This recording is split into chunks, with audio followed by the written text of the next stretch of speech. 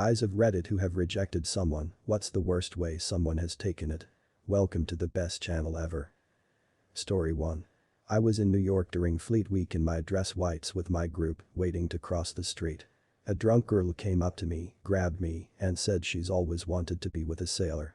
I gently stiff-armed her and let her know I'm happily married, but pointed out my young, single shipmate in the group.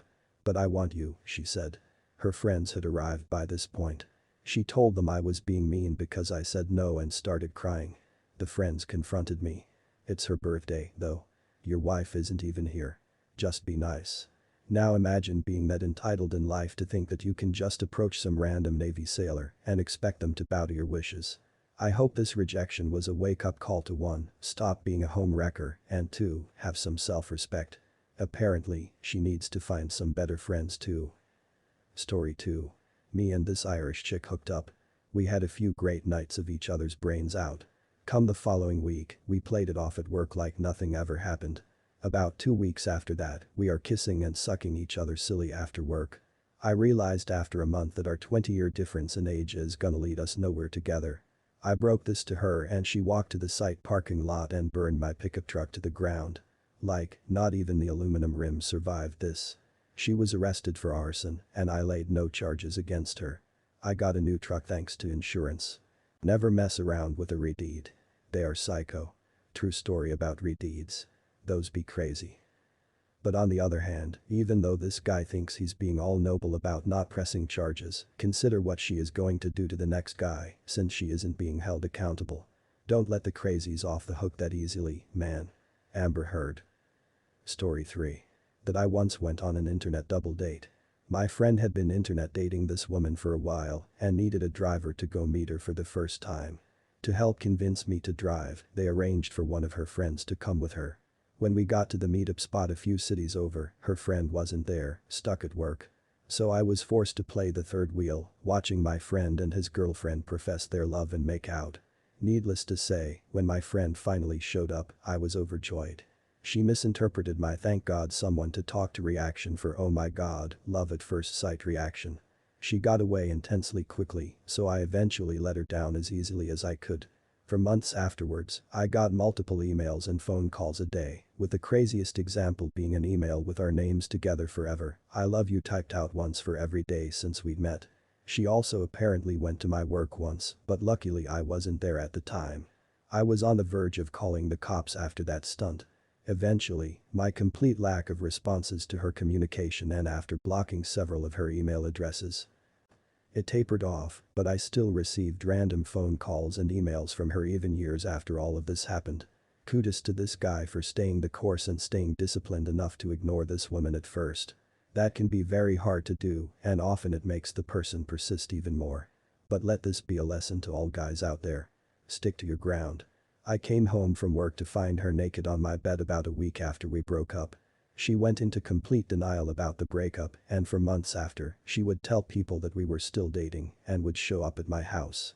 A clingy girl that shows up unannounced at your house sounds like a great opportunity for a restraining order to me. Unless this guy is casually leaving out what happened after he found her naked in his bed. Did he kick her out? Did he do the dirty? We need details, man. Oops, don't forget to subscribe my channel. It's small now, but size doesn't matter, right? So, next story. Next story. I dated a girl from work, and after a few dates, I didn't see it going much further, so I ended it. The girl pretty much spread around that we were dating at work, and we weren't. That single-handedly cost me any kind of promotion or horizontal move off of what I was doing. So, I ended up changing jobs about 12 months later. After every application for promotion was given to someone else, despite myself having a lot more experience and know-how with what we did prior to that, I was being moved around from project to project. After I just went back to permanent nights, said girl went on to get pregnant about 6 months later by someone else from work. What do you think she was trying to accomplish here? She obviously had a lot to lose as well by spreading a rumor that she had sex at work. It's a shame that justice couldn't prevail, where that guy loses nothing and clears his name, and that girl gets fired for lying. Why, karma gods, why?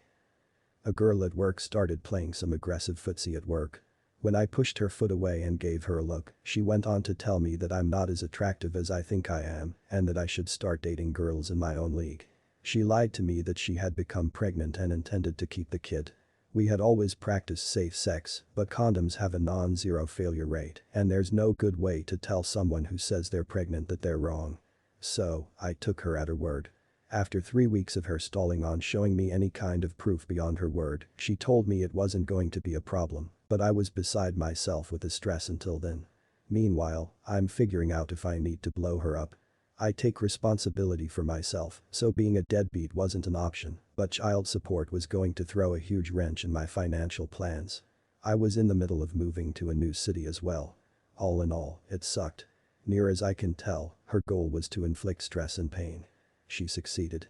Now, in my opinion, lying about something this important should be illegal. Or maybe it already is. Anyone aware of states where it's illegal to fake a pregnancy like this? She would obviously cross the line if she claimed that she needed financial support upfront before the baby arrived. Story 6. A dude asked me over to his house to study. He put on some adult film and asked me to jerk him off. I said no, and then he figured he'd ask if he could blow me. I rejected him and told my mom to come get me. He persisted the whole time. Then, at school, every time he saw me, he very loudly called me gay to everyone around him. Now, I am not into dudes, and he was in the closet. Honestly, I just smiled and kept moving every time. He eventually gave up. I think he came out 2 years later and was one of the 4 gay dudes in school in revolving relationships with each other. Self-esteem on this guy was obviously at a low point. If you have to try to embarrass a straight guy to hide your own insecurities, I'm glad that he was finally able to come out. However, the other guy 100% deserves an apology for that type of behavior too. Not me, but my best friend in school.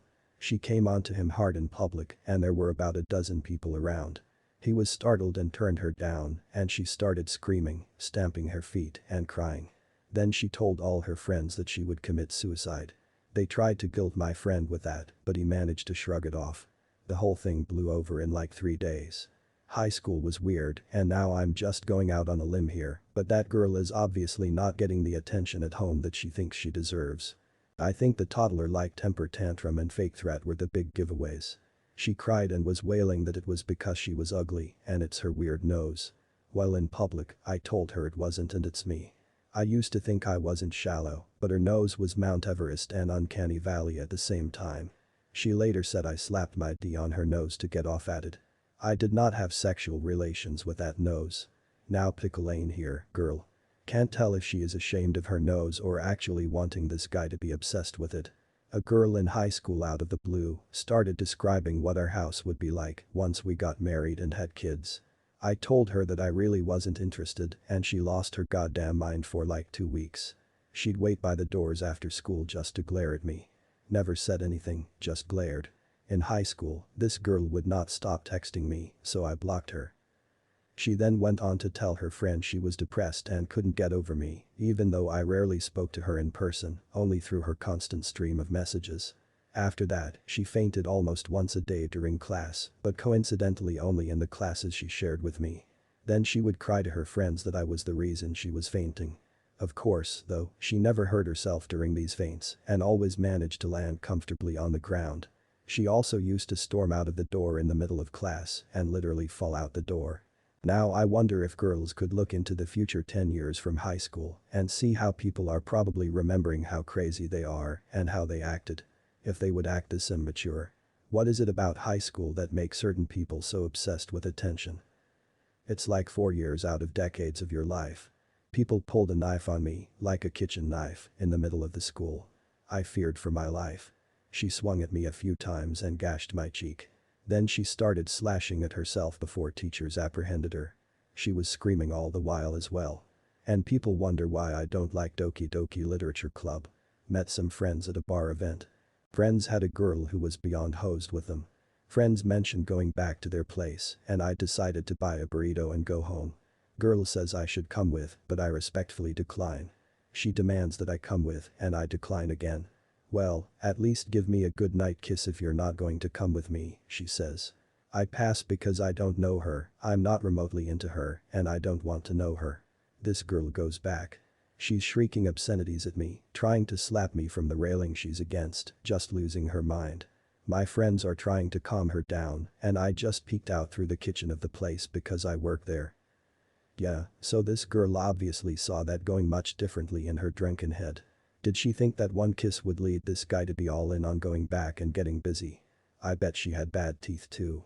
I broke up with this girl and she didn't want to. She tried to talk me out of it and then tried to whoop me by pinning my hands with my knees and trying to take my pants off. Being bigger and stronger, I just stood up and dumped her on the floor. I never thought about the same again after that one time. Later, her other ex, who was my best friend, was visiting and she came over. Things seemed to be going pretty okay when all of a sudden, she leapt up in the air and tried to come down on my chest with her knees like some kind of wrestling move. I was so mad, I literally threw her out of my front door and told her to get the out of my life. Turns out she was jealous of our friendship. I don't think I ever saw her again. And for the record, the sex was good. You know what they say, crazy chicks can be great in bed. But remember, guys, the hot crazy matrix is a real thing, and it's a sliding scale.